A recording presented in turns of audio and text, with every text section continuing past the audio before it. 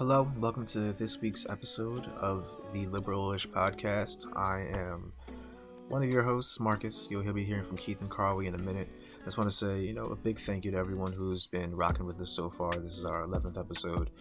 Wherever you're listening to this, on YouTube, Spotify, Apple Podcasts, whatever platform you're finding it, it's really great that we have your support. We really appreciate it. On this week's episode, you're going to hear us talk about life after Donald Trump and whether there's anyone that can really take over for him. I am optimistic in thinking that he won't last, although I kind of waffle on it.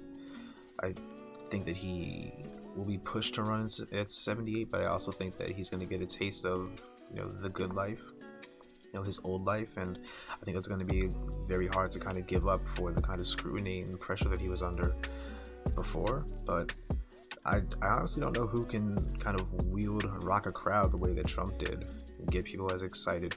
Really on both sides, like getting Republicans and people who maybe were disaffected voters but wanted somebody to speak for them on the Republican side, and then getting someone who was so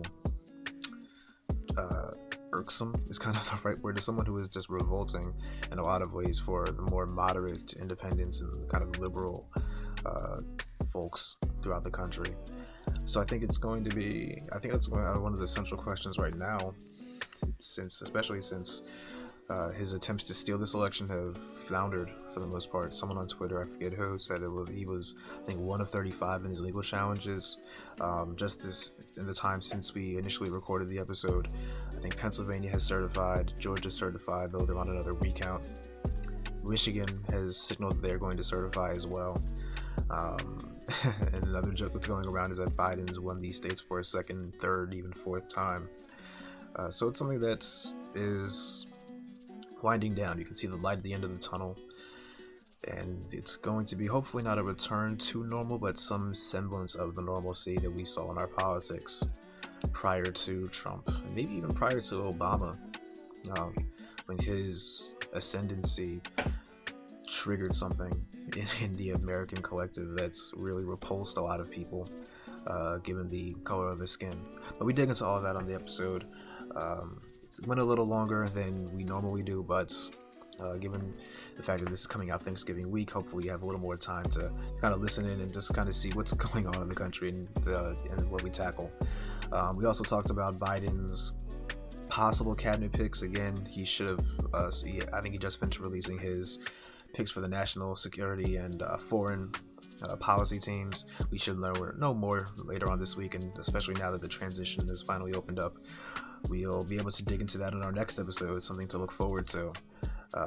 His whole team and kind of the fights that are coming ahead, not just with Republicans who have to confirm these folks, but people in his own party who are going to want their own people, or people that are kind of more sensitive to what they want to do. So we'll dig into all that, this week and next week, but enjoy the rest of the episode. All right, guys. We have to give a very special happy birthday shout out to the man, the myth, the legend, Joe Biden. He turned a very youthful 78 on the 20th. 78. Wow. Yes, on Friday. So happy birthday to Joe Biden. Just cheers for another 78 more years. I think he's going to be the oldest president by far to be inaugurated, right? Oh, for sure. Yes. Yeah, I think he blows by. I think Ronald Reagan had the record before. Which I don't, and I also don't think we should keep trying to break it. I think we should start making them younger, not older. That 78 is a little old, but yeah, just a tad bit old. Yeah. Yeah, but we should have I don't want to put any limits on these things, but I feel like a forced retirement age for congressmen in general would be a good person. Once you get to 65, definitely. 66, Yeah. let's start making room for the next generation of people that are going to be a little more plugged into what's happening. But I think we're a long way away from that. So let's just celebrate Joe Biden. Happy 78th. Yeah, happy 78. And I agree with you on the mandatory retirement age for Congress. What's his name? Senator Grassley, he's 87. Dianne Is that Feinstein. old? Yes. Jeez. Yes. I know Dianne Feinstein's so old. She's been in Congress. Dianne Feinstein is 87 years old too. She's 87. I think she's got Grassley beat by a couple of days. I think she's the oldest. And then there's some guy, I think Alaska's congressman at large is like deep into his 80s too. It's pretty sad. Yeah. Let's not do this anymore, guys. Let's just move on. Let's That's what I'm saying. Let's move it just pass the sticks to somebody opposite younger. direction. There's no one who's like 40 or 50 years. Like, I know. Like, I feel like I don't get it. I don't get it. I feel like Obama was a really good age because like he had experience, but he was still like kind of like youthful in terms of like a president. He was like in his how old was he? Like early 40s when he got mid 40s when he got inaugurated. I think he was in his 48. Something like that. Yeah. So I feel like it was enough. He was old enough to have experience and to know like, you know, what he was doing and to be the president, but like still young enough to where he's like, you know, still like sharp. Yeah. And everything. I feel like 40, I feel like it's like for the president, I feel like 60 is pushing it. I think 60 is pushing. I agree. Yeah, I agree. Yeah, late 40s is probably the perfect age. I think Bill Clinton was around the same age as well when he was elected. So yeah, I think so too. I think he was around that age too when he got right. Let's keep doing that, guys. Yeah. Let's keep going younger. Let's go in that direction. Yeah. So Republicans are trying to push through a new Fed board chairman, new Fed board chairman. Her name is Judy Shelton. As they were trying to do this, coronavirus kind of kicked in. Senator Grassley, that we mentioned before, he has COVID. He's 87. Thoughts and prayers out to him. But right now, I don't think that Mitch McConnell has the votes to push her through, but we'll see about that. I thought the votes already happened, no? Did it already happen? Yeah, I think she lost 47 to 50 because there were, I think, 2 or 3 Republican senators, Grassley and your senator, Rick Scott, couldn't make it to the vote, I think. But I still think that he has COVID too. Yeah, I think both of them are out of it, but I think Mitt Romney and Susan Collins voted against her. So, is there a reason why you can't vote remotely? Like, is there a reason why you have to be there in person to vote? Because we have 87-year-old senators who don't know how to work Zoom and to call in for these things, probably. Right? You know how hard it is to work like a FaceTime for if you're 87 years old? Like, there's no reason why Congress has to meet in person. Like, you can definitely do a Zoom session. It's probably even for the better because our congressmen can probably focus in their districts or spend more time in their districts. What a novel concept. I agree with you 100%. Like, they should be, again, this election taught us that you can make things easier by taking advantage of mail-in balloting, and I think the coronavirus, as terrible as it has been, like, we all know that we can now work from home and still be productive. Right. Congress needs to take note. You guys can vote from your home districts, all right? You don't have to be present for all these things. Get with the times and stop being 87-year-old, just Luddites. Get it together, guys. Right, and even so, Rick Scott and Chuck Grassley, I think, would have made it 49 to 50, and I think they still would have lost for Miss Shelton. Oh, okay, interesting. Because I did see here in my notes that Susan Collins was against it, Mitt Romney was against it, and Lamar Alexander from Tennessee, he was also against it as well. So yeah, kind of shocking to see so much opposition to it. Yeah. It's kind of funny too. Just like last note on it, like she's someone who kind of has these kind of backwards views on the Federal Reserve. Okay. She's one of those people that's if you guys remember Rand Paul's dad, Ron Paul, she's kind of led that kind of that mind space of, the Federal Reserve shouldn't even exist. We need to get rid of it. It needs to be audited, things like that. She believes in like returning to the gold standard. So it's kind of interesting that Republicans, after I think Marco Rubio's came out a few weeks ago and said that we need to become the party of the working class. And then he goes and supports someone whose actions and nomination to the Federal Reserve kind of runs in contrast to, supporting the working class. And I know there are other people like Marco Rubio, probably Ben Sass from Nebraska, and maybe a few others that I'm not thinking of right now.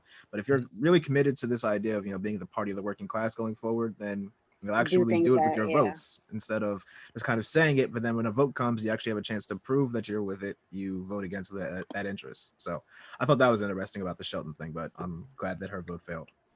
Yeah, and Republicans are just masters of just like saying whatever that needs to be said in front of the cameras, but their actions are the complete and utter opposite. But I feel like we know that already, though, or at least we should know that about them. We should. You'd be surprised though how many people are just like, we should still give them the benefit of the doubt. Oh, we should hear them out. Why? Yeah. They don't try to hear us out. A lot of our media is actually like that too. And they're going to give us $500 billion, guys. Remember that? Are they? You guys don't remember the whole Ice Cube thing? That's why they're going to give black people $500 billion. So even though they've never done that in their past, they were going to hand that over with so many other things. We just kind of ignore their history and just listen to what they say. When you guys get your cut, when you guys get your cut, you let me know. I'll check if I got mine. But I don't see it happening. Like I'll just be flashing money when I get my cut of that $500 billion from Republicans. I'm moving to the Virgin Islands if I ever get that. Yeah. Create an LLC. I feel like if I ever got that would be my ticket out. All right, moving down on our news list, Anthony Fauci said that at least 75% of society will need to take the COVID-19 vaccine in order for herd immunity to work. And I do know there's a growing number of people who are a little bit hesitant to even take the vaccine. I'm actually not going to bash them just because this is the fastest vaccine that we've ever had produced. Yeah. And I don't know if you fully understand what the long-term side effects are. So I really am not going to bash people who are a little bit hesitant on this. I think, even me, I'm definitely, I think the timeline is what's getting people, a lot of people are like, it's rushed. And therefore it's not trustworthy. Like Kamala said during her, during the debate, I would trust it from the medical professionals. If we could trust the science that's been given to us, I would be like, okay, yeah, I would be a lot more confident in the vaccine. But knowing how much false information has been given to me, how much Trump's administration lies, how desperate they are to provide some sort of relief so that they can say hey, we figured it out. I think that's where a lot of people's hesitation is coming from, especially mine. I know for me, I haven't taken a flu vaccine in so long. And it's not that I'm against vaccines. That's not what it is. I think people are already, a lot of people are very adamant about vaccines anyway, because there's a lot of science that says you can get certain things from it, which could be some people's hesitation, just a distrust in vaccine period. But I think a lot of people's hesitation doesn't come from the vaccine itself. It comes from who the people that are telling you to take the vaccine. It's I don't trust the people telling me to take the vaccine. Now, so that's, I know for me, I can speak for myself, that is definitely one of my main hesitations. I do believe that when a viable vaccine comes out, that more people should be, if we're definitely interested in getting past this thing, once a vaccine that you can trust comes out, I think people should definitely take it, because we have to move past this. And it's we're going into almost a year with this thing. And that's just crazy to me. So if a vaccine comes out and it's trusted and it's effective and it's coming from the right people, definitely we should start making, take into consideration how annoyed you are with this pandemic and how much you kind of want life to go back to normal, and then use that as your motivation to take the vaccine. I feel once Biden comes back in, because I know he's compacting a COVID task force with actual doctors and health professionals. I feel maybe when I hear from these people, maybe I would be a little bit more okay, yeah. But coming from Trump, anybody that's working with Trump, I'm not feeling it.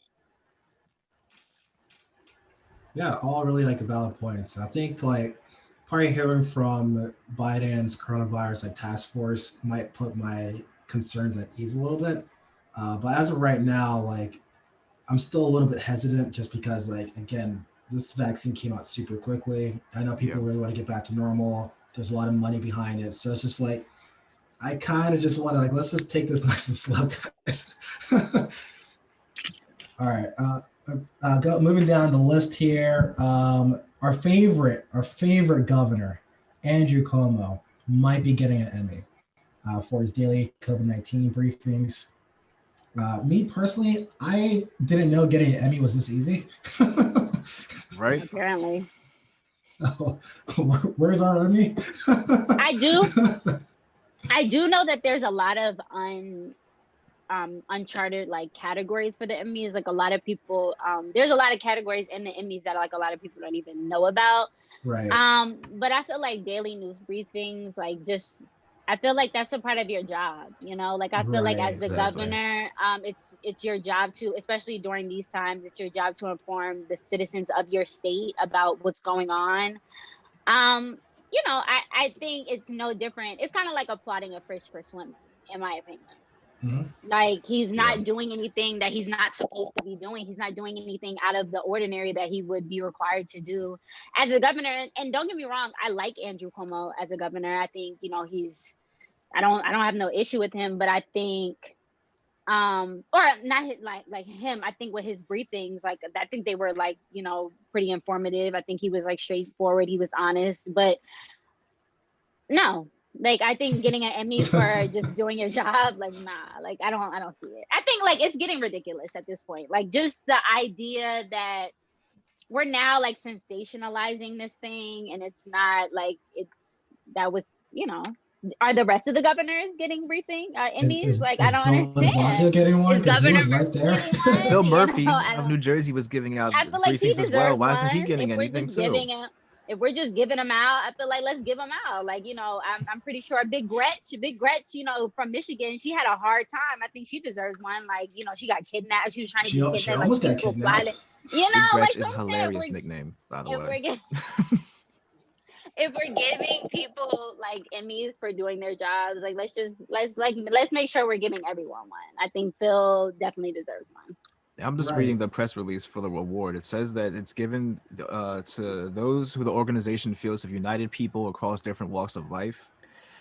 And I guess that in a time when President Trump's briefings were not going as well and kind of had people Yeah. going all over the place, I think his was Cuomo's briefings served as a bit of a as a nice counter to that, and it was something that people tuned into every day. And he was the person. He was kind of became like the spokesperson or the face of this for a lot of people in the early offing of this COVID pandemic.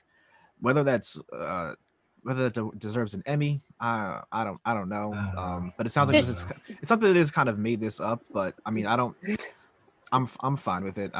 Sounds made up. It sounds very made up, but I'm okay with it. And it's like, does Trump know about this? Because I would assume the minute he finds out, he would be very upset. Oh, he's going to he's tweet gonna about that for sure. He has a legitimate reason to be upset. Like he started the daily briefings. I mean, they're pure comedy. Right. I think Andrew Cuomo's brother has something to do with this. I think it was an insider job. So we'll see. Conspiracy Kev. Right. Conspiracy Kev. Yeah, Chris Cuomo nominated him, I think. All right. Thoughts and prayers. Big thoughts and prayers out to potential 2024 presidential candidate Don Jr. He contacted COVID-19. This is further increasing the list of people in the White House who's contacted it. I think Joe Biden, once he gets inaugurated, should probably stay in Delaware for a little bit until the White House goes through like a pretty deep clean process. It needs to be fumigated. Just govern from the cellar. I don't know if you remember.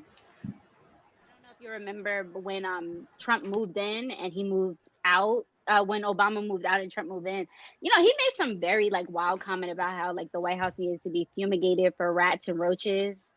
And I feel like, I don't know if you remember this, but that's what he said. He said he needs to be fumigated for rats and roaches because he knows that they have rats and roaches. And I feel the same way. I feel like we need to fumigate that because, like, aside from like obvious the COVID outbreak in the White House, it's just like it needs to be like just completely cleaned out. And yeah, I think it would be smarter for as far as Don Jr., no one cares. But as far as Biden, like we got to get our they need to get it together because like that's just like it's just like an outbreak at this point. I feel like everyone, and I think there's going to be more people that catch it in between now and January 20th, absolutely, because no one seems to be taking it serious, which is the biggest irony of it all. Like the people that live in the White House or just work out of the White House don't seem to be taking this virus seriously.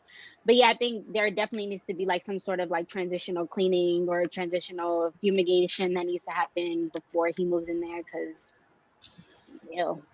Yeah, for sure. There needs to be something. I think the one positive is that some Republican governors, now since Trump's on the way out, they're doing a 180 on their COVID policies, such as like instituting like mandatory masks, for example. So, I mean, hopefully the tide is starting to turn here, but I don't know. Do you guys think that that Donald Trump is going to let his son get that experimental treatment that he had for COVID? That Absolutely he's not. kind of giving it to some people, but I don't know if he's going to give it to Don Jr., who apparently he doesn't think very highly of. So he doesn't, but Don Jr. is like low key his best kid. Like Yeah. Ivanka gets him in trouble. Eric is just there. He doesn't recognize Tiffany. I keep forgetting he has another son. That's like Baron, yeah. Oh, Baron, little Baron, yeah. Right. Don Jr. is the only person that's like, yo, Dad, you want me to go campaign for you over here? Let me do it. You want me to But go I talk to think some that's people? just Let me do it. I think it's really like the age-old story of like how like a son is like so desperate for like his father's attention, and his father like really could care less. Like he just sees him as like a disappointment. Like Ivanka or whatever her name is, Ivanka, she's like the golden child. But I think like she's just the golden child because like I think Trump likes her. So, but Don Jr., Yeah. he just Yeah. doesn't, he could care less. Like, which is unfortunate because I feel like he's the one that champions for his dad the most. Like, I think he like is the Right. one Yeah. that goes so hard for his dad. And I guess that goes to show you like again how like kind of effed up Donald Trump is as a person, that you like reject your own son. But yeah. I don't think he's not gonna let him get the experimental treatment. Like if it was Ivanka, That'd be so yes, funny. but no. I think he's like, you'll Yeah. be fine. Like you can go to the doctor. I'll let you go to the doctor, but you're not getting the same thing I get. Like I just read Trump's that is a narcissist. he gave it to Ben Carson, which is why I asked. I didn't know. Apparently, Trump and Ben Carson, maybe they're closer than we thought. I don't know, but Ben Carson was That's really actually not sick. surprising. That's yeah, not surprising. Carson was very sick, and he said he would not have Yeah. survived if Trump did not authorize the treatment. So I guess I don't know how it works. It's like the president's like, okay, you can get the treatment. Like he has a list of people. I don't know. It just seems interesting that he's like, touting, the treatment that's available for COVID, but it's not available to everybody else, and he kind of can pick and choose who can get it and who doesn't. So I don't know. Hopefully, thoughts and prayers up to Don Jr. Hopefully your dad loves you enough to give you the same treatment. But if not, hang in there, buddy. Well said, Sorry, Marcus. that's unfortunate. So speaking of the Trumps, Eric Trump's wife, Laura Trump, she is considering a run for the Senate. The current senator for North Carolina, Richard Burr, he's going to retire in 2022. And Laura Trump is thinking about putting her hat in the race for that one.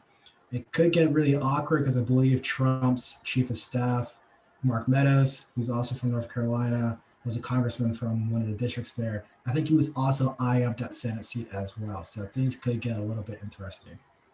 I also heard that his daughter-in-law, who's dating Don Jr., actually, not daughter-in-law, I guess, but his Don Jr.'s girlfriend, Kimberly Guilfoyle, might run for the head of the RNC, which makes things even more interesting. Her RNC speech, or her speech when Trump got like renominated to run for president for the Republicans, was the scariest thing I've ever seen. Yeah. So I kind of just want her to just go away. She's the only reason why I don't like Governor Newsom, because he made a really bad decision there in your life. Can I just say this? I feel like this whole thing is just going to open up a can of worms of where like I think Trump has created like this lane where like people can just do things that they're not qualified for, never would have been qualified for. But I think because Trump has created this kind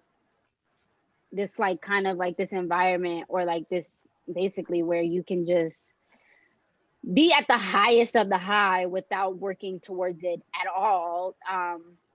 So no, do I think like, am I surprised? No, it's like very rare, like seldom that I get surprised anymore. When it comes to like these people, but I just think it's kind of like funny. It's funny. It's funny. That's what it is. Because it's like, where did you even come from? Like you're like Eric's girlfriend, cool. Like, where did Eric come from? Like, you know what I'm saying? Like, how is Eric important? Like, and so if Eric's not important, I don't know why you think that you're important. So I guess the qualification is just literally just existing at this point. That's the qualification. I mean, North Carolina did reelect the Republican senator, and I think he had a scandal going on. So, Tom Tillis. yeah, I think didn't Tom Tillis have like a scandal when he was getting reelected? I honestly don't recall. I feel like That sounds familiar though. I remember him having a scandal with. I mean, I remember I was more plugged into the Georgia race, and so I was shocked that Leffler didn't lose and Purdue even, but I don't remember hearing anything about Tillis. I just remember him being polling poorly up until Wasn't there a the last week. scandal where like somebody was like caught texting somebody or something? Is that what you're referring to? Like Yeah, he was like a sex scandal or a sex. Yeah, like he it was could like be his Democratic counterpart. I don't know. I think it Oh. was him. I think it was a Yeah. Democrat. Like he was like there was like leaked text messages of like him and some other lady, and they were like basically I don't know if the scandal was like maybe he was married. I thought he was single, so I don't know where this like outrage came. I thought maybe she was married. I think somebody was like having an affair and then they got out, and like typical like messy stuff. Right, like old school political scandal. Yeah, stuff. old school political scandal, typical stuff. I don't know, like So we kind of like alluded to this a little bit. So let's talk about like the election 2020, right? And what Trump's going to do once he leaves office. So Trump actually has made it pretty well known he still wants to remain ahead of the RNC after he leaves the White House. This has been a little bit awkward for some Republicans. Not that I feel bad for him, but it's kind of created like an awkward scene because the Republicans have always maintained that the RNC should remain neutral in terms of anyone that wants to run for president. So basically, like Trump has hinted that he might run again in 2024. So if he's head of the RNC still, and he's still trying to like mount a another election in 2024, that the independence or neutrality of the RNC is going to be gone there. Yeah. Trump also, there's a fear that the Republicans who crossed Trump when he was president, Trump might use the power of the RNC to try to like make their lives like as hell, kick him out of the party. And then finally, there's also a growing fear that Trump is going to further bend the party to his image. Yeah. So of course they are. All of that. Of course they are. Like again, he's too successful, and he has too many people that follow him just because of his celebrity and like him sticking it to liberals and making them, making liberals cry. The liberal tears jokes that they make. Like all that stuff feels so good for a lot of people that they're not just gonna abandon him. Like again, think about how many people have just kind of fallen for the whole QAnon bruise, and that he's kind of working to like disabuse the government of all of this like evil and get rid of all these like evildoers in the government and in deep state. Like a lot of people really believe in that stuff, and they're not. And I think a lot of the problems that you're seeing now in terms of just moving away from him is that you profit off of sticking with him. You profit off of him in terms of staying in power. You profit off of him being able to just kind of tap into that Trump network and the celebrity and the glitz that comes with that. I don't think a lot of people want to give that up because, again, after Trump, who are you turning to? Are you turning to his sons? Are you turning to Marco Rubio, Lindsey Graham? Like who wants to go back to that? Yeah, let's actually talk about that for a second. Like, who are the Republicans going to run in 2024 then? Nikki Haley is probably I think Nikki Haley has a good chance of running. I don't think she'll win, but I think she's like of the moderate Republican wing.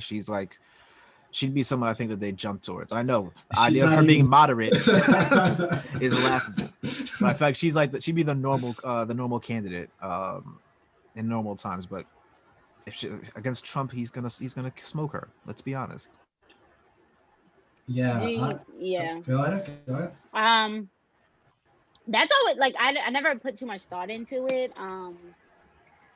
Because I like I said last week, I don't, the way that Trump has kind of transformed into like his supporters have kind of like transformed into like almost like a cult.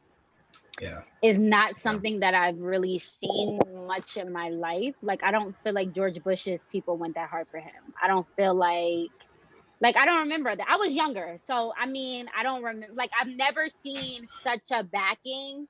But this is just like my experience. I was much younger when George Bush was president, so I don't know if you remember. So Bush didn't really have much of a cult, but he really weaponized terrorism for his advantage. Well, I mean, like yeah. the way that, like, I feel like the way that Trump supporters have attached themselves to Trump, mm-hmm. but more so not even as a president. Like, it's not like people are like, oh, I support Trump as the president. It's like they really are invested in Trump, like his presidency, his celebrity, like just Trump the person. Like, it's almost become like kind of like this cult following. So I'm really curious to see like where people go after he's gone, because he's gone, whether you want to acknowledge it or not. He's out of here.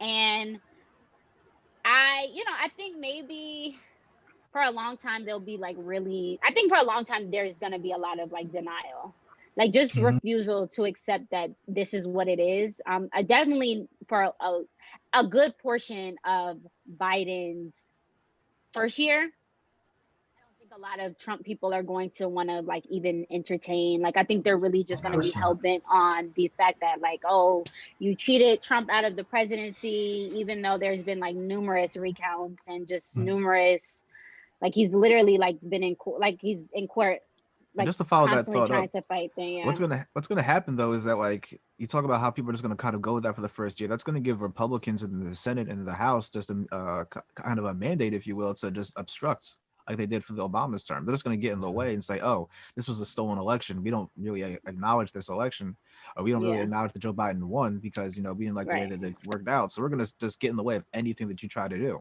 whether it's, a meaningful stimulus bill, or, forget any of the like kind of like progressive dreams that we had, like, anything for like Medicare for all, or even just like or overhauling our election system.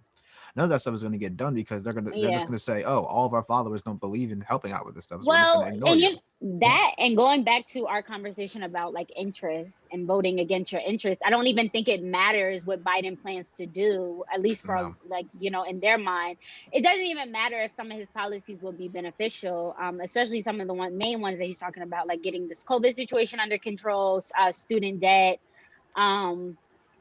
just like more, like, I guess investing more back into like programs that like really help the working class or like regular people. And a lot of Trump supporters fall in that category. So you would think like, okay, let me accept that he's gone. Let me at least try to like see it from my own interest, whether I even like care about Biden or even if I like him or not. Yep. He's doing some things that may align with like what I'm trying to do and what I'm going through. I don't even think that registers to them, because it's almost as if like logic and common sense or like just voting in your interest is not even important anymore. That's what I'm saying. I think I've never really seen people just neglect their own like person, like really reflect on like what they're going through and be like, okay, this person isn't even aligned with what I got going on.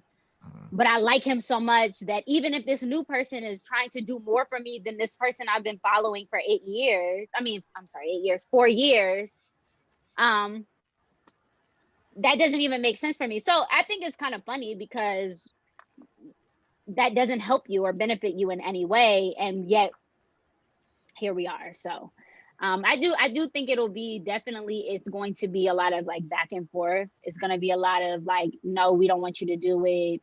We're not going to let you do it. It's just going to be, I think Biden is going to have a really tough time his first year, his first term, like Obama did. Yep.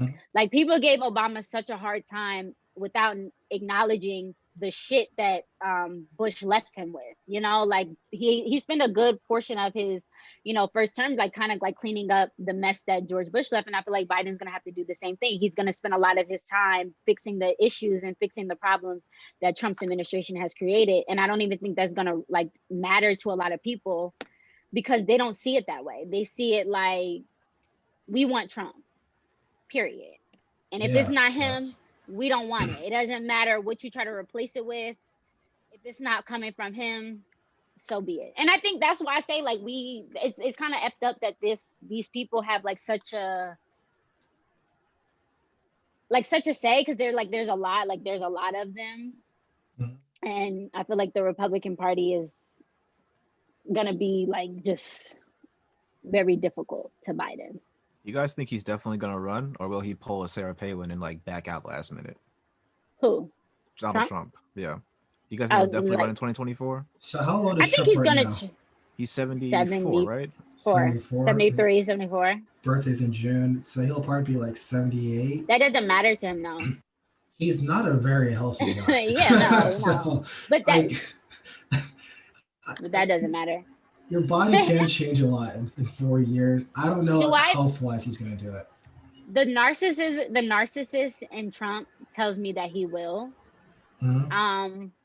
But I also think that maybe by that time, they will have more, like maybe a different person in mind, and therefore like won't be so inclined to be like, okay, we're gonna make Donald Trump. Like hopefully they have, like, you know how like we said, like maybe next in 2024, like maybe AOC will run or somebody or whatever. But I hope that. Hopes up. I hope, yeah, you know. I think she's gonna leave Congress personally. I think so too, actually. Yeah. But I think with the Republicans, hopefully somebody will pique their interest more, or like will like kind of pop up and be more of a head, like more in their interest, or somebody that they feel is like more qualified to be their like candidate than Trump. Because I don't really see it. Like I don't see how that would. I don't think he would. Why would you want to go through the same process all over again? Like you were so confident. He was so confident that he was going to win again. Now you know that he's in denial, but now we know that that's not the case. So maybe his ego will be a little bruised, and maybe he just won't do it again. So there was actually like a wild card person who can run in 2024, and that person was Mike Pence. And the reason why was Mike Pence went along with everything that Trump said and did. I think he had a considerable influence in like the policy making as well. It's just that with Mike Pence, he's just your standard, typical, boring, white, middle-aged, middle of America conservative Republican. Yeah. And a lot of people resonated with that, right? And like even Mike Pence, he's still campaigning. He's in Georgia right now, campaigning for the Senate races there. Right. And like when I was here in Florida, two of my friends, they're like lifelong Republicans. When Trump actually got COVID, they were joking around like, can you imagine how happy everyone would be if Mike Pence takes over and he's running as opposed to Trump? Because like he's just like a calm, boring politician. Like they don't care what his policies are. They just kind of want that back, basically. I feel like I have a very uneventful recollection of like Mike Pence as the like I don't see it. Like I don't see him because I don't feel like he's out there enough. Like I feel like he's just kind of like Trump's yes man. I don't feel like he's really done anything that has like really set him apart, or really. I don't think he spent a lot of time building up his own like appearances and his own like, you know. I don't really feel like he's invested a lot of time in like setting up his own future if he was going to run for the president. I think he's kind of just been like at Trump's beck and call for the last 4 years. And to me, you know, I feel like in the past, even when I was younger, like the presidents in my lifetime, I can remember their vice presidents and like some of their vice presidents' own initiatives that they've like kind of like formatted for themselves. I don't know anything that Mike Pence is interested in. Like I just see it like you said, he's just a boring middle of him, like just a regular boring old white man, old conservative, and that's like I don't see how that's any different than most of the people in the Senate. Yeah, that's a fair point. Like he's no Mike Pompeo. Like he's not going to openly use his position or cabinet position to start campaigning for 2024. So like, yeah, he didn't do that yet. And I think a lot of people see Mike Pence like I have heard, especially when Trump was going through his impeachment, a lot of people have this idea of like Mike Pence as being like even a worse candidate than Trump, or like more problematic than Trump. I have heard that, but I don't, other than like his problematic stances on like gay conversion therapy and your typical conservative like anti-abortion stuff. I don't see him as I don't get presidential from him. I get like Senate, but I don't get president from him. Yeah, I think some of the appeal, not to cut you off, I think some of the appeal with Pence is that he's kind of this establishment figure. When I think Trump won in 2016. They kind of needed someone to be a payon to the old establishment and the evangelical wing of the party. That's kind of what he represents. He's just like, again, it's been said time and time again, but he's that moderate evangelical, run-of-the-mill Republican. And I think that's what he kind of represents for a lot of people. He's the person who's going to advocate for abortion rights or, anti-abortion rights. He's going to advocate against, accepting, LGBTQ rights. And he's someone who makes the people feel good about that. Now, he's probably a terrible campaigner, which is why I think he was the governor of Indiana, but I don't think he was on his way out. I think he was I think he was on pace to lose his re-election bid for governor, and then Trump kind of saved his political career by nominating him as vice president. I remember him being on the way. He was on the way out, and I think this kind of gave him a second life. But I don't know if he's someone who's going to be able to campaign in the same places and whip up the same crowds as Donald Trump. He's not as interesting.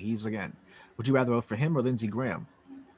Him or Ted Cruz, him or the governor of Ohio or Maryland. None of these guys, he's not going to really distance himself from those folks. He's not someone who's going to rile up a crowd and get you to want to be a part of politics or make the liberals cry or anything like that.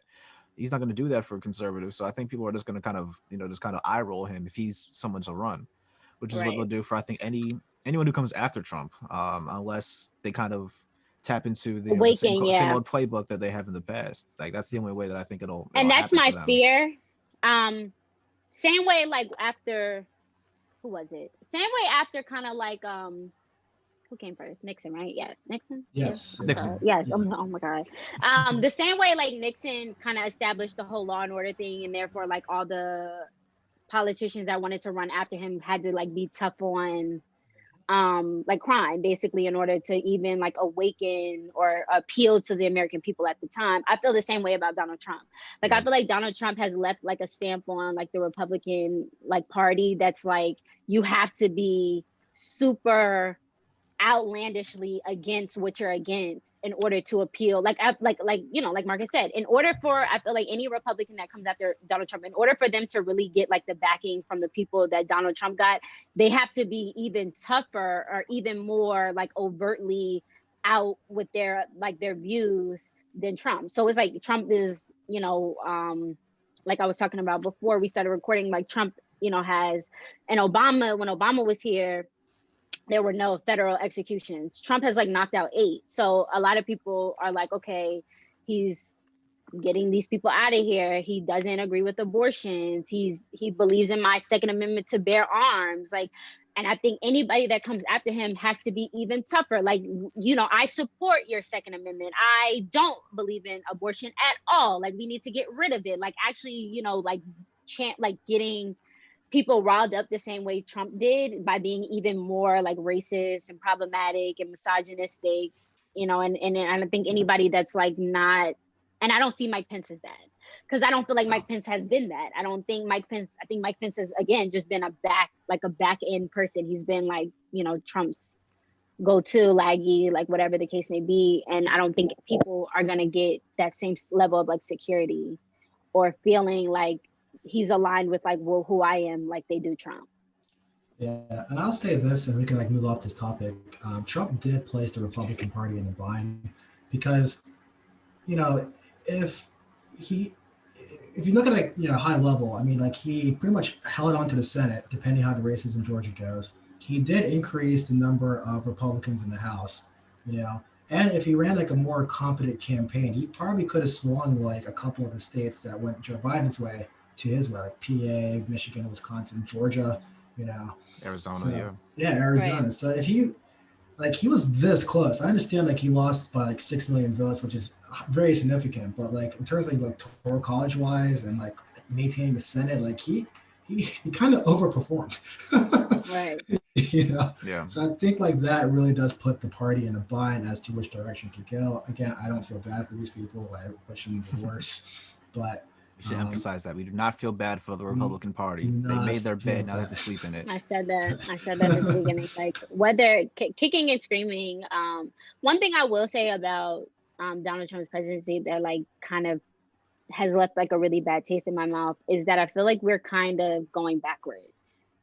I think. Yeah. And as we go forward, we're going to continue to go backwards because I feel Trump has set us back.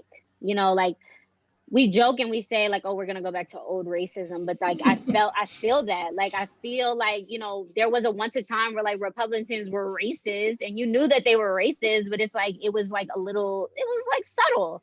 I feel like Trump has really just allowed people to just get away with like being racist. And so I feel like we're going backwards. And I hope, you know, just for like my sanity, just for like peace and just to make the point of like progress, I would hope that maybe their next candidate would be, obviously they're going to be problematic, but not as problematic. But I don't see that happening because, you know, look at where we are.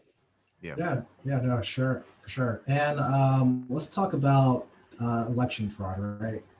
So there was definitely multiple attempts of election fraud. It's been proven.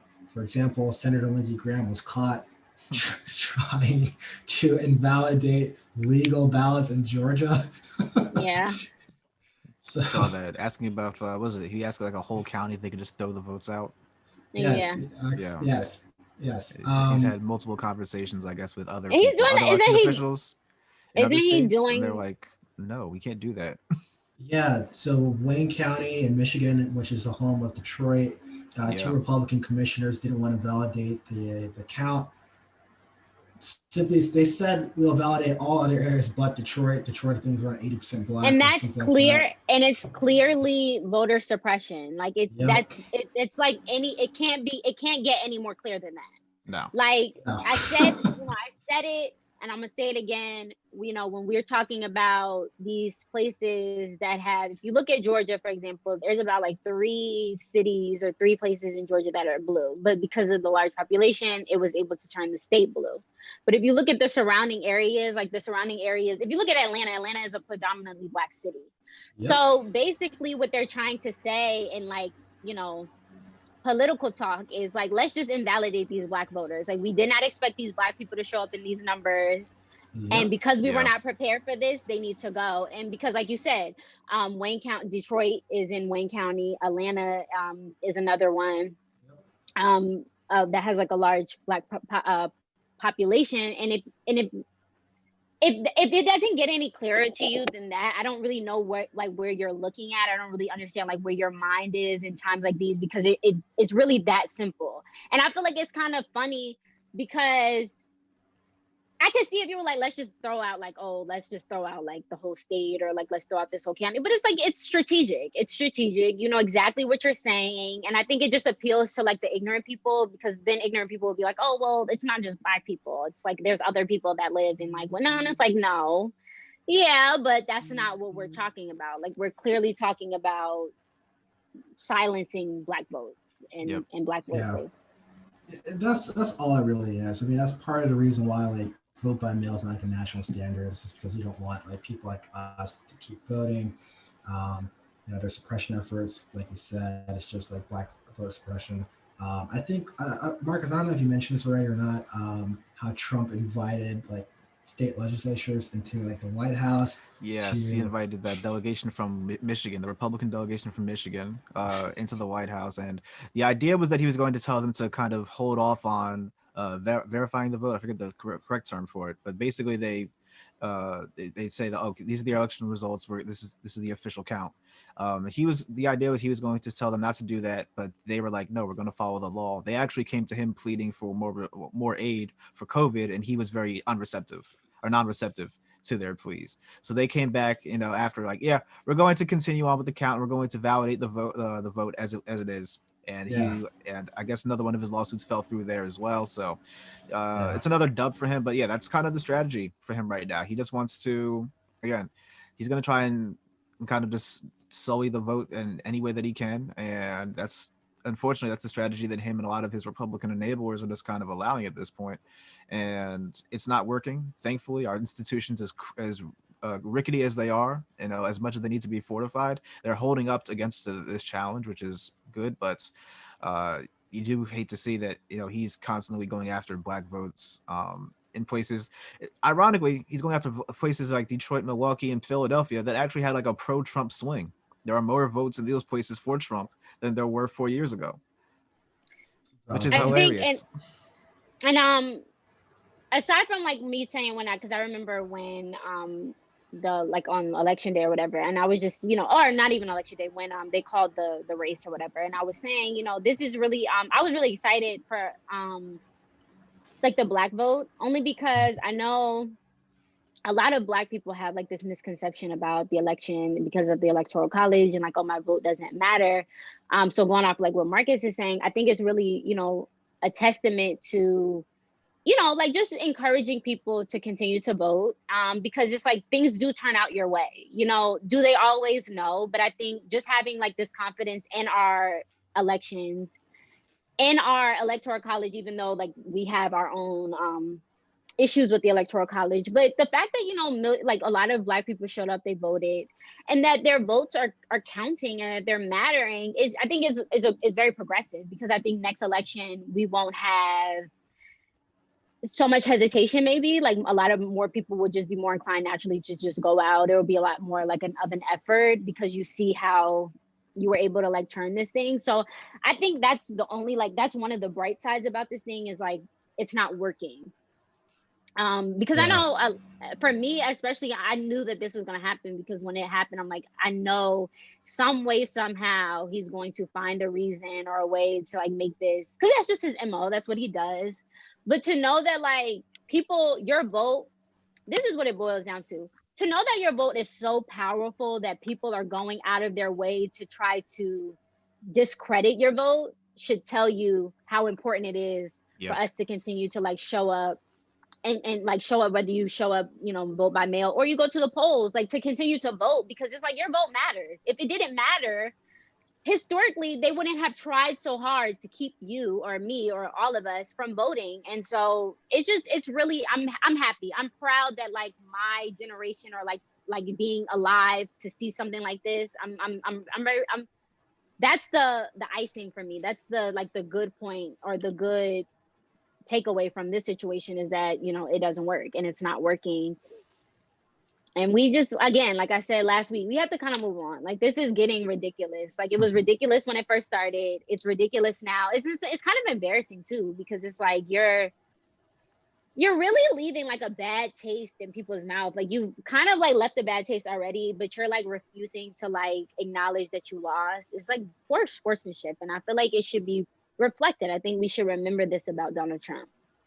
I also think another thing, and this will be my last bit on it, it's funny that Trump went out of his way to appeal to Black voters for so long, right? That was such a big part of his pitch. Like, oh, you guys, what do you guys have to lose first? And then it was like, oh, vote for me. Biden's done nothing for you. He said all these crazy things. And then when it comes down to it, he doesn't respect their rights. I think this is clearly comes down to a matter of respect. He and the Republican Party don't respect the will of Black voters. And all of that, everything that they tried to do to kind of pull them into the party, quote unquote, it was all just a lie. It was all just kind of like just saying something, but then going about it and doing another thing. And I think it's one of the reasons that you really can't trust these people. And we shouldn't try to, and we shouldn't even give them the benefit of the doubt going forward, because again, they fight all the effort, all the money, and all of their energy is poured into this idea of just kind of suppressing the vote rather than bringing them in, and hearing them out. If you really respected them, you would hear them out. And then if you see that they're not voting for you, you don't go and invalidate their votes. You actually try to figure out, why are they voting for us? We would have a much, much better democracy, much, much more better political system if Republicans actually listen to these folks rather than trying to just silence them. Yeah, for sure. And like, I saw you said something earlier about like how like our system, as working as it is, kind of held out. I actually had like the opposite feeling of it. I saw it more so like we came this close to actually having a legit dictatorship in the United States. So it's just like, you got to think like this, all like the different ways of this, how close we are to a dictatorship. I think when you break it down, that's the other way. Yeah, I think when you break it down and you look at it from all different angles, of course, there's definitely more like fucked up shit with this thing than there is like positive. Right. But at the same time, it's like, I feel like for me, I just know it's not gonna go. Like, I know when the Electoral College votes in December, which will be the end all be all. Yes. And I'm confident, like almost like sure it's gonna go Joe Biden's way. Because at this point, it's like I don't see how it wouldn't.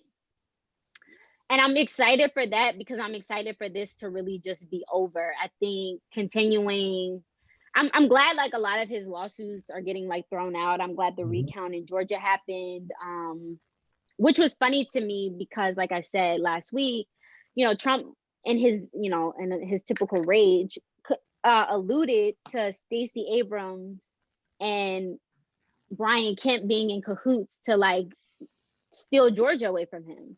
Like what? Like that makes they hate each other. Like right, on, like come on, and it's like you asked for the vote, you asked for it, and it happened, and it's like if he would have won the recount, it would have been fair. It would have been America's justice has been served. Like so much confidence in our our system, and it's just funny how it didn't go your way, and so your go-to is they're cheating, like it's fraud, it's rigged. And I mean, Hillary Clinton said it, every time something doesn't go his way. Yeah, like I think if we just all collectively ignored him, maybe it would go away, but I know that that's not the case. So just like I guess for me, I just wait until December 6th. I don't think about it any other time. Like I just am like, we'll see on December 6th, and that's all we need. So, well, we also got to factor in thing that the voter fraud argument isn't just like a Trump thing alone. I think the Bush administration made the voter fraud argument when they kind of cheated their way out of Florida. They use like voter fraud for like the mail-in ballots and whatever. So it's a Republican Party issue overall, and they kind of like sowing the seeds here for like a while now. So I'm just very concerned about the state of democracy here in the country just going forward. I don't think Republicans are going to work with Biden at all. I think they're just going to stop him at any return. I'm very, very concerned. I was trying to be an optimist about it, but I share your concerns. I was just trying to be an optimist. Like, hey guys, it's like a bend. It's like in football. We talked about it. We were talking about football before the pod. You have a bend, but don't break defense. Our institutions are bending, but they aren't breaking. They're still holding it together for now. Yeah. For now. For now, yeah. For now. It needs to be fortified though, for sure. 100%. There needs to be some like serious reforms, and I don't even think we can even. And every No, we're in agreement there. Yeah. I think it's so much work that needs to be done that it's kind of like, where do you even like it's, you said like it's bending, but it's not breaking. But I also feel like it's not breaking because we're like so comfortable with things just being like the way that they are.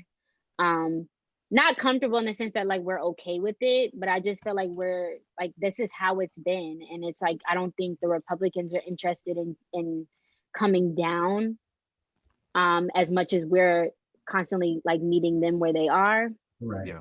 And so I think when you look at it from that angle and you see it that way, it starts to make a lot more sense in why we are where we are. And it's just because the Republicans are like not interested in the average day people, or at least that's what it feels like. It doesn't matter to them.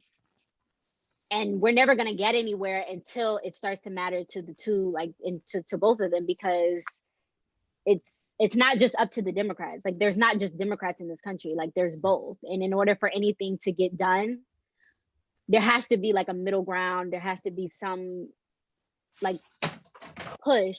And I don't see it happening anytime soon. Sure, agreed on that one. So let's move on to the next topic here. Thoughts and prayers again to Georgia's very COVID's one hell of a disease.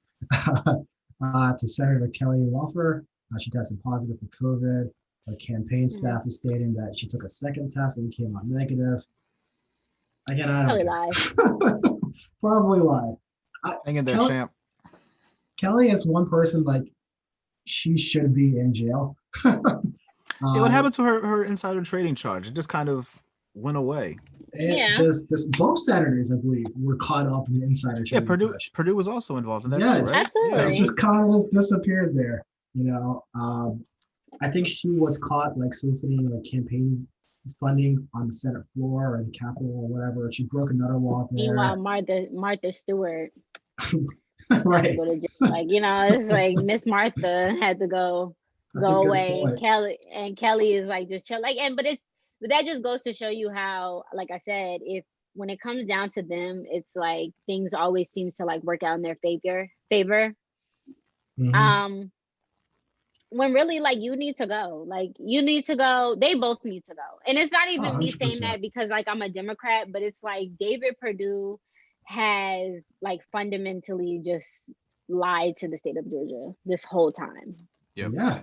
Like, and he continues to do so Yeah. so blatantly, so out in the open. But again, that doesn't matter. Like it's sad because it's like these are like people in Georgia are like working everyday people. And it's like this man continues to like lie to you. Like he's lied about when he knew about COVID. Like he lied about the severity of COVID. Same thing Donald Trump did. And then he also like is trying to take away like your healthcare. Like, so you're I'm hoping the runoff goes the way that I'm hoping the runoff goes in the Democratic favor, because I think it would be like an excellent change for Georgia. But then again, Yeah. I don't have very much confidence in that. I'm very hopeful that we do win both seats in Georgia, but I don't know. It is kind of tough when like Biden's not on the company ticket. He's not out there regular people. So I'm hoping we get to have those 2 seats. So all right, moving down our list here. I don't know if you guys saw this on Twitter or not, but Joe and Cuomo were asking for money for a transition team. And like Twitter kind of had like a field day. Like read the room. This is like when Oprah like was asking for money. Like, you are a billionaire. Like, why are you asking me for money? Like, and I get it. Like, you wanna, Joe. Like, I get the whole like, oh, Donald Trump's making it hard for you to transition. Cool. Like, you need the funds. But it's like, bro, that's like, it's come on, like. You're asking the wrong people. You're asking the wrong people during the wrong. This is the worst time. One, this is the worst time to ask anybody for money or any type of like financial help. Yeah. And two, it's like, what are we really asking for? Like, what do you really need that you can't give to yourself that I could possibly give you? Like, you have also a network of billionaires that you can tap into. Okay, yeah, like you can donors, tap into. They can definitely fund the kind of transition operation that you need. Like, again, I kind of feel bad for them because, again, it's tough on them because they're trying to kind of take over the government, or not take over the government, but kind of assume the positions that they were elected into, and they can't because of this Trump and the Republicans kind of getting in the way of that. And I feel for them, but again, you don't come to broke people and ask them for money. Yeah, broke people. All right, people on Twitter aren't going to have funds in order to kind of support this sort of thing. All right, and I think don't put it there. And I think a lot of people on Twitter are also like, what do you like? How can I help you? You're supposed to help me. I'm asking you for money. You're right. in a couple months. I'm about to be on you. Like, where is my money? Yeah, where's our stimulus check? Yeah, like, where's my stimulus? But you're now asking me. And again, like I said, I do sympathize because Donald Trump has made this process very difficult, and I understand that. And I want them to move forward too. But at the same time, you have a lot more resources at your disposal. I don't think the people on Twitter or just like working everyday people are the people to ask. And I think it's very insensitive. And this kind of goes back to where I say like a lot of people higher up are out of reach. In the sense that, like, that we're going through a pandemic, and that this pandemic has been devastating to people. I know pretty much on all levels. Like, I feel like everyone at this point has been affected by COVID. So you can only imagine how devastating it has been to the everyday, person. Like, you're talking about college students, you're talking about people who are running families, but don't have, like, they're not working. You have people that are single parents. So you're asking people who have already very limited resources, who can barely afford their basic needs. And now you, a millionaire, 2 millionaires are asking me, 2 millionaires that know other millionaires and other billionaires are asking me, like, whatever, like a whole bunch of hundredaires, maybe thousandaires for help. And I just think it's very insensitive and it's out of touch. And that's something else that we need to, like, I guess, hold them accountable for, is like, when are you going to start to understand that this is like, we're not joking when we say that we're struggling. People are really struggling. Agreed. In the most, unconventional way, because this is not anybody's fault. This is like a global pandemic. Nobody expected this to happen. But given how sudden and how tragic and like devastating that this virus has been to a lot of people, I think it's just like, it was kind of like inappropriate, and like whoever like thought that was a good idea, whether it was like somebody on their team, I just didn't think it was like a good idea. And I think that person needs to get fired for even suggesting something like that. Yeah, fire that 19-year-old intern. Because that made no a Twitter sense. account. And you're right. Like, and I think that's what I'm saying when I say it needs to make sense. Yeah. If you're gonna do something, it needs to make sense. And that's what I said. I said it when Joe Biden was, kind of like they called in and was like, yeah, I'm like, okay, cool, that's great. Kamala is the first Black, South Asian, whatever woman vice president. Cool, congratulations, celebratory. But it's like, no, I'm gonna be on you just as much as I was on, Mr. Cheeto, because things need to happen. Like, people need to feel comfortable with this virus, and we don't have any sort of answers. We don't have any sort of support, any sort of relief. And now you're throwing something else out there, and it's kind of like going over your head. And it's basically like, I take it as another like, fuck you, everyday people. Like, I have more important things I'm trying to accomplish than your rent and your like you feeding your children. No, agreed. No. And like, I was just reading an article about how I forgot which source it was from, but it was basically like Chuck Schumer was going around telling people that he's negotiating like a deal with Republicans for a new stimulus check for us. And Republicans are like, where are you getting this information from? It's too late. Like, it's too late. I'm sorry. Like, it's too late. Even if in like in some magical world, Donald Trump was able to like knock out another like stimulus package before, it's too late. Like, you're leaving anyway. Like, thank you. Like, as a parting gift, I appreciate it. But it's like, you had months to do this. And I don't feel like that should even be something that we can be like, oh, okay, like, yeah, like, no, you had your chance. You didn't do it when you needed to do it, which is cool. I mean, whatever, like, it has happened already. There's nothing you could do about it. But it's just like, let's focus on the real issues. Like, let's focus on what's important. And what's important is getting these people the help that they need. And you'll get the help. Like, you're going to be the president. You're going to transition whether you have the money or not. It may be a little bit more difficult, but it can't be any more difficult than what the average person has been going through for the last 9 months. I'm going to say that if Trump can get a deal done before he leaves office, he should. I don't think he will, because obviously his there's focus no is elsewhere. motivation. But No. again, the sooner a deal gets done, the sooner they can get money into people's pockets, the better. It sucks that they're not going to, because again, they're more focused on throwing this vote out and trying to steal the election. But yeah, people need help out here. Don't ask them for help. Help them. Help them. Yeah. We can go on a whole podcast about how like Americans tend to blame themselves when issues happen, and not like them not helping. No. Especially when you look at all the other like countries around the world who have been who have, like, when you look at the packages that the other countries have given their citizens during this time, it's like very, and it's insulting and it's very hurtful, because, like you said, I feel like American people, there's this idea that if you work hard and you do certain things and you're like dedicated to like having a better life, you will get it. And that's just the sad reality, is that just is not the case in this country. It doesn't matter. Like, your success in this country has nothing to do, or it seems like has nothing to do with hard work, but more so like just how willing the government is to help you or to invest in like programs that help the people, because other countries have it. Like, other countries have programs that support their citizens beyond like what they make at their jobs. And I think some people are fortunate to work during this time, which is like, good, but also bad, because you're exposing yourself to this virus for no reason. But at the same time, it's like, people need help. The stimulus check came out when, like, what, April? May, and it's like that's been it. That's been it. Again, our response to this has been, compared to the other countries, it's been one of the worst. It's just all across the board in terms of managing the crisis, in terms of making sure that people are paid for. Again, the benefits expired in July, and there has not been any movement on terms of getting a deal done. And the treasury secretary basically, he just came out and said he's going to let these programs expire.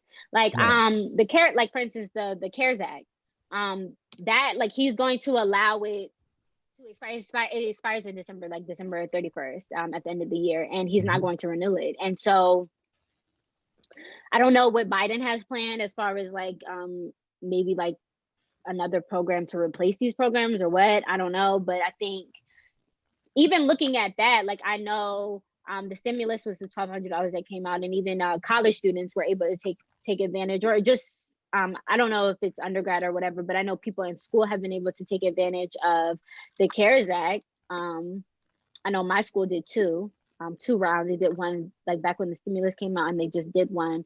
And that has been like some sort of relief to some college students, but again, not much, because it's like in total, if you put all those together, say you qualify for all three of those, in total you got $4,000 out of 9 months. Like where, you know, where did like that doesn't even, Who's the budgeting numbers that don't way? make sense, especially when other countries are giving their citizens monthly, you know, support, monthly relief.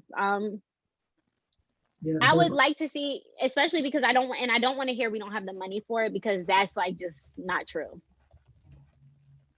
Yeah, I agree. And like this is like the last thing, so we can like go to the next topic. But there are some things that we haven't even talked about either, such as like a lot of people who can't afford their mortgages, for example. The government didn't step in to like develop payments on that. Like student loans, for example, like the government couldn't really step in to help out on that. The government really let people down. And I just don't think like that was reflected, you know, this past election. All right, so let's talk about like the main thing here. So Joe Biden, birthday boy, he's announcing that he said he's going to announce his cabinet coming this Tuesday. Yeah. So I did see the New York Times had a little article of you know, Jamie Dimon. I don't know, just about Jamie Dimon, and maybe hinting that he could be a potential Treasury Secretary. We did talk about in a prior podcast about how who we want to see in a Joe Biden cabinet. So I'll just pose the question again. Do you guys think that we're going to see like any progressives on his cabinet, or do you think it's going to be more so like the centrist Democrats, or maybe even Republicans? He has been hinting that he might add Republicans to his cabinet. Well, that is more aligned with like Joe's whole plan of Joe had said, you know, I plan on being an American president, and I don't plan on just being a president for the Democrats. So I think that's kind of like on brand with his trying to, I guess, like create like a bridge between the two parties. I can see it happening only because I feel like we've already this administration is kind of like already created like this lane for opening like the lane for like new ideas, new people in like certain positions, given that like Kamala's VP whatever is so like historic. But I can see it happening. I would like to see it happen, definitely. Like I said before, I would love to see Stacey Abrams. I would love to see, honestly, I would really like to see maybe like, not to say that it would happen, but I would like to see like maybe AOC, Bernie Sanders, some people. I think Bernie would be like a nice, like to have like something in Biden's cabinet. I think would be cool, only because like he's been kind of like the foreperson for socialism, progressiveness or whatever. So I think I can see it. I definitely think Biden will have more progressive picks in his cabinet than Trump, for sure. Yeah, I think that one of the guys I think will definitely get his seats is Jay Inslee, the governor of Washington, who also ran for the Democratic nom. Didn't do too well. EPHE for sure. I think I think that he was even campaigning for that when he was running for president. Like that's kind of the role that he was wanting, like, get me out of Seattle. I want to go to DC. Right. Yeah, I think I think you'll see kind of, you won't see, I think, progressives in like big roles like Secretary of Defense, Secretary of State, even Treasury. I would be shocked if they went with someone who had a lot of progressive ideas. You might get a more progressive person in as maybe a Council of Economic Advisors head. But yeah, I think that you'll see some progressives, maybe for, I brought up before Rahm Emanuel for transportation. I don't think they'll go that route. But but I do think that you'll see progressives kind of take over those kind of smaller roles, maybe health and human services, certainly education. I know Randy Weingarten, who is I think the head of the New York Teachers Federation. I can see her taking over for education. There are a few other people too I can see taking over. But he's not going to make. He's not going to make everybody who is progressive happy. Like, you're going to have some centrists in there that are going to piss people off. I already know for Treasury and defense, there's definitely going to be people like, what the hell are we doing? Justice could be interesting. Justice, he can go a number of different directions. Like he might go with Doug Jones, actually. Doug Jones would be a very good pick. He could go with someone who's more of a cop, someone who has a background more in line with like Amy Klobuchar, for instance. He could actually. She would be a perfect fit. He could. Right. So again, he'll do some things that'll make progressives happy. Like they might get a couple of posts. He'll do some things to make centrists happy. But I think the thing that he's going to have in mind is that Republicans have already signaled they're not going to confirm anyone who's too liberal or too progressive. That's what I was just about to go to. Like, so I think if you because they have to be confirmed, obviously. Like he'll nominate them and then they have to be confirmed. Like Marcus said, I definitely don't see it happening with any of the big positions, only because I don't see them letting that happen. I don't think that's what they want to see right now, but I do think he would maybe like introduce them maybe at like a lower level. Yeah. Just different different positions, maybe like to be a part of, not necessarily like his head of certain departments, but maybe like in his own personal, like maybe his like some of his advisors and stuff, like things like that. But I don't see it happening as far as like being in charge of anything or running anything, because I don't think that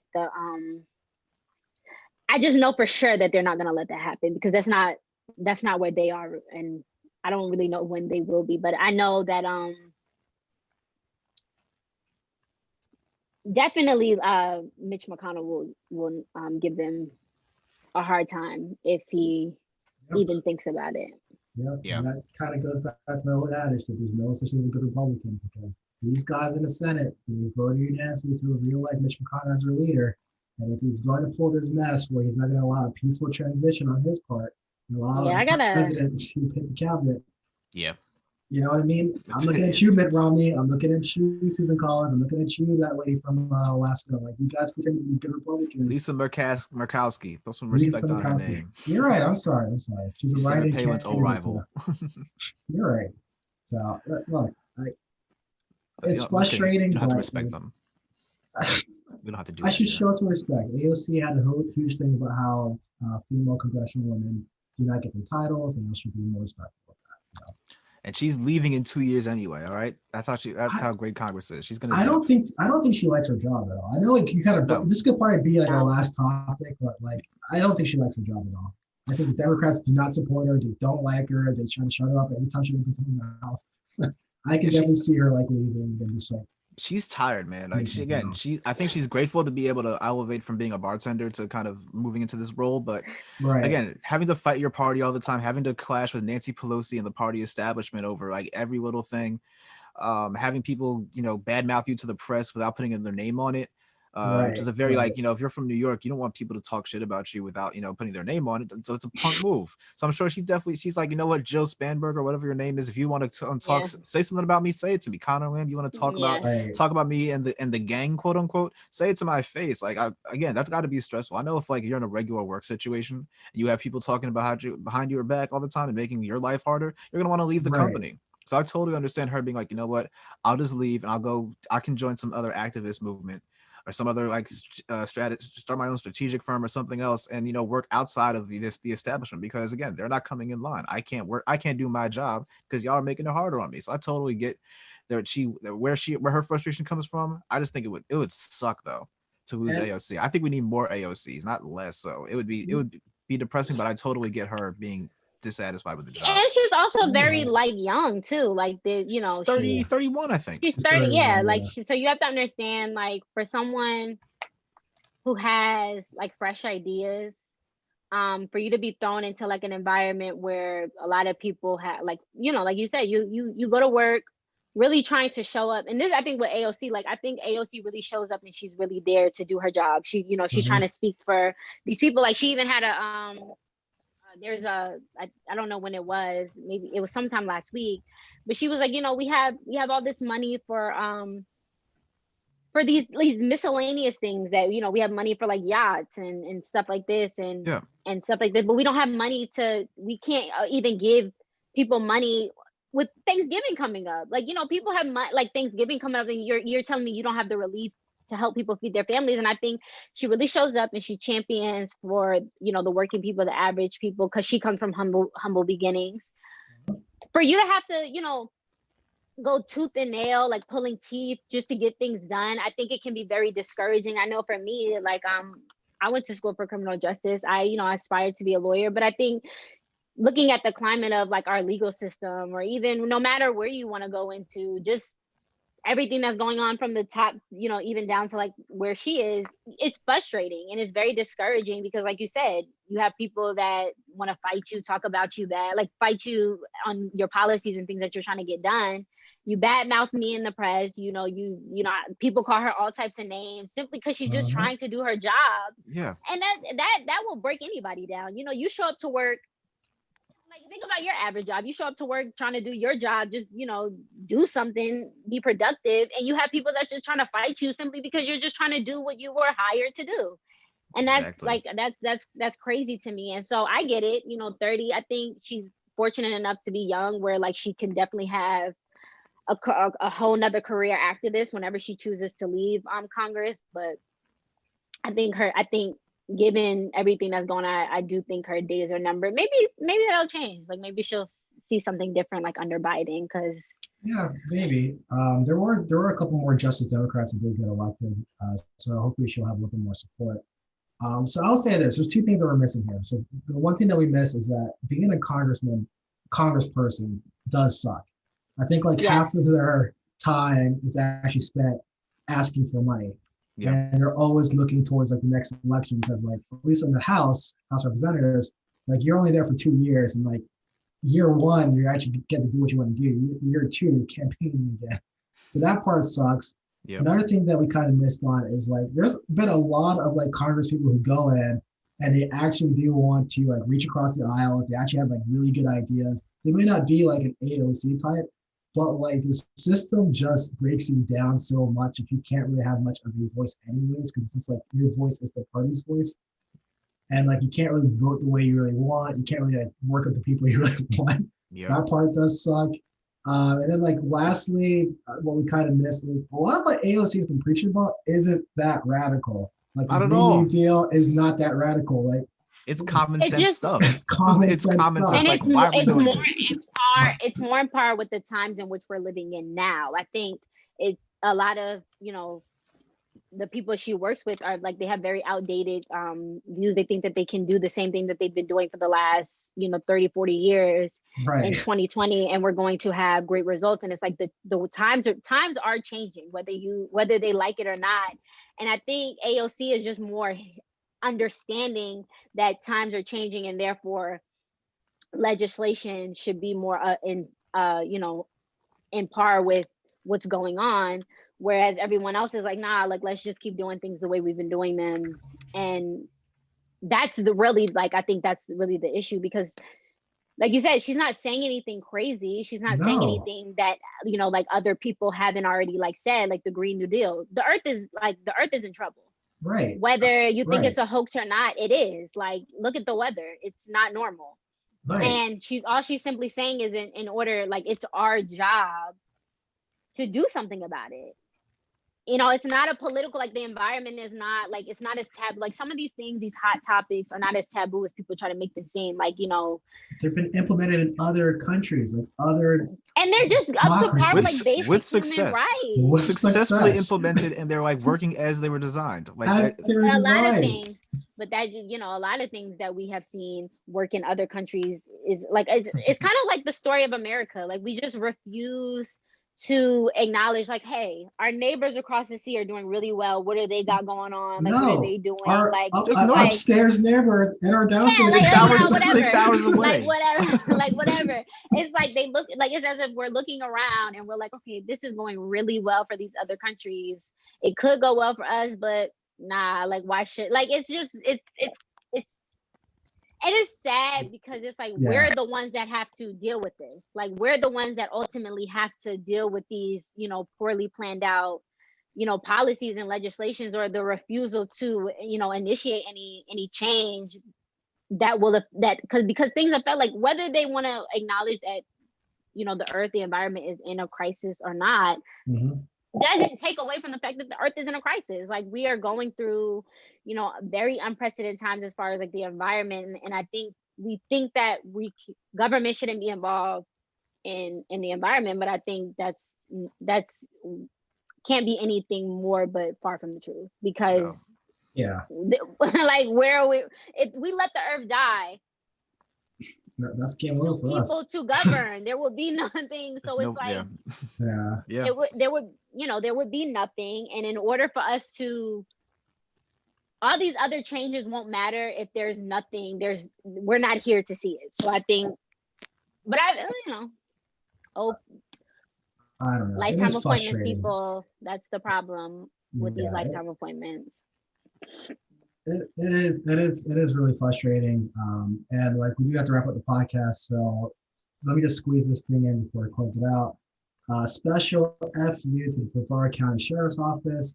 They were caught on film shooting at unarmed teenagers in a car. The cop said the car was coming towards them, which is true, but the car was going at like 2 miles an hour. Could have easily just walked out the way, shoot the tires, do anything. Cop just went ahead, pulled a gun out, and just killed 2 teenagers inside the vehicle. This is the same sheriff's office that also killed an inmate that was caught on camera. The family was fighting for over 2 years to get the film so they can sue the sheriff's office. And the sheriff waited until after he got reelected to release the video. So special FU to the Brevard County Sheriff's Office. And that's all that we have for this podcast. So if you like it, please share it with your friends. We are growing. Hit us up on our Twitter account. All right, like us, subscribe to us, do all of those things to support us. All right, and we're out.